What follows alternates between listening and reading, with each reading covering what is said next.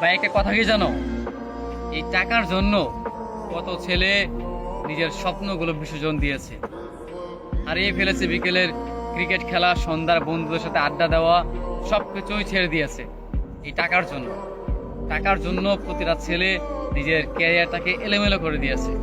পরিবারের কাছ থেকে নানা ধরনের কথা শুনেছে, প্রিয় মানুষকে হারিয়েছে, বন্ধু বান্ধবের থেকে আলাদা হয়ে গিয়েছে, হারিয়ে ফেলেছে তার বিকেলের আড্ডা, সন্ধ্যার আড্ডা, কিংবা বিকেলের ফুটবল ম্যাচ, ক্রিকেট খেলা, ঘুরে বেড়ানো, এই সব কিছু মানে পরিবর্তন করে ফেলেছে শুধুমাত্র নিজের ক্যারিয়ার ভালো রাখার জন্য, মানে প্রতিশ্রুতি করার জন্য বা টাকা ইনকাম করার জন্য।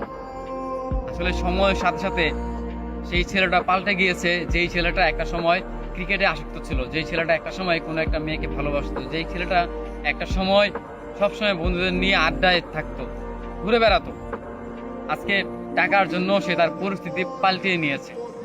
আসলেই মানুষের পরিস্থিতি মানে পাল্টানোর প্রয়োজন, কারণ একটা সময়ের পর গিয়ে, বিশেষ করে ছেলেদের 18 বছরের পর থেকে শুরু হয় তাদের জীবনটা আসলে একটা বিষাক্ত, কিংবা তাদের জীবনটা একটা বেদনা, সেটা তারা মানে বুঝতে পারে 18 বছরের পর। বা 18 মানে জীবনের যে বয়সটা, সেটা হচ্ছে যে 18 বছর।